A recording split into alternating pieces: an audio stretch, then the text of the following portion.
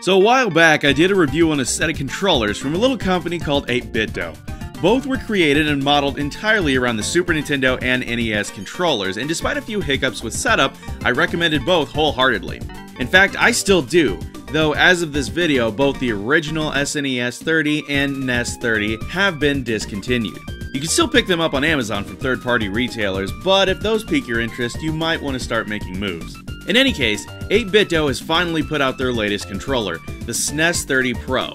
The Pro is similar to 8BitDo's other line of Pro controllers, in that it features 2 analog sticks, additional trigger buttons, and is outfitted to work with essentially any modern-day game, like a standard Xbox One or PlayStation 4 controller.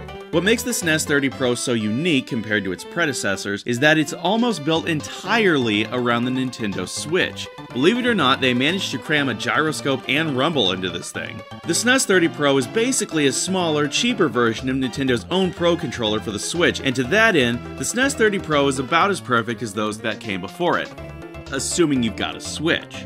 Like the previous controllers, the SNES30 Pro has a solid build. It's very durable and just as comfortable as a regular Super Nintendo controller. Despite the addition of 2 analog sticks and 2 shoulder buttons, the thing doesn't feel at all cramped and works quite well. The fact that it's smaller makes it a bit easier to whip out and use quickly, and pairing with the Switch is fairly easy.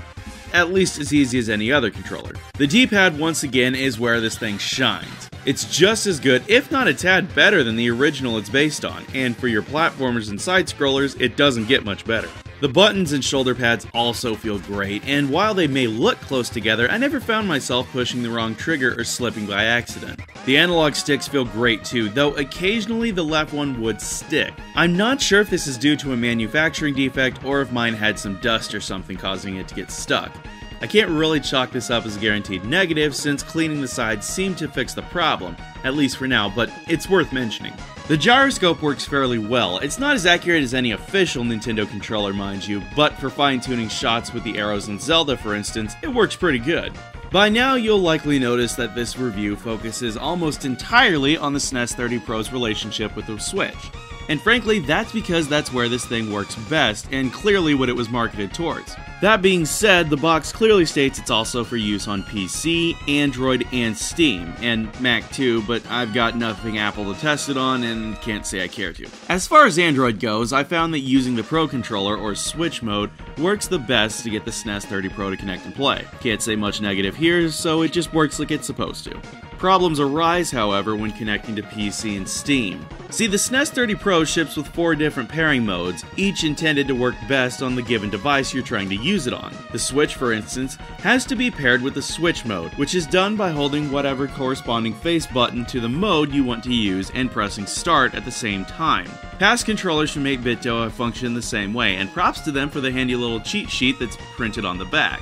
The problem I personally had was with the D input and X input modes. In theory, you should be able to activate the X input mode and have your PC recognize the controller as a standard Xbox controller. In doing so, you should be able to play most of your Steam games without any hassle. There's just one little snag. I couldn't get it to work on any of the PCs I tried it on. Across 3 different operating systems, all running either Windows 7, 8, or 10, none of them could recognize the inputs from the SNES30 Pro when in X input mode. D input would work for about 30 seconds and then would disconnect entirely.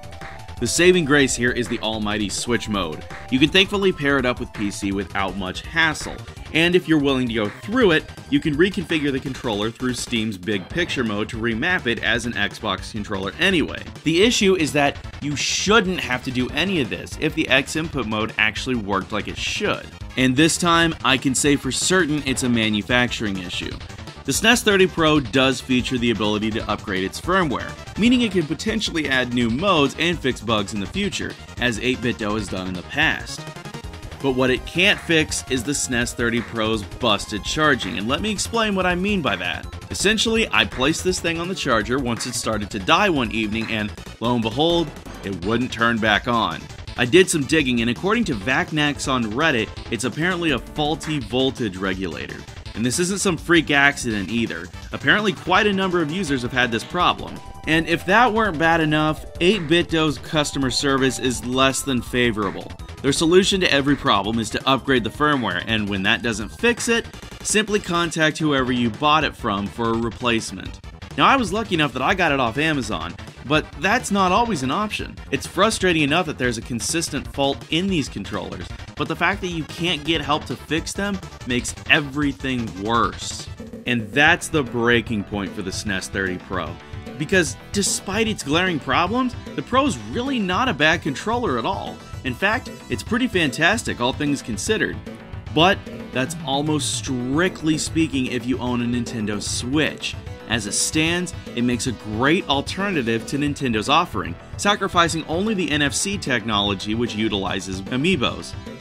But if you're looking to buy this for any other reason, like Steam or PC gaming, be prepared to do some extra tinkering to get it running properly.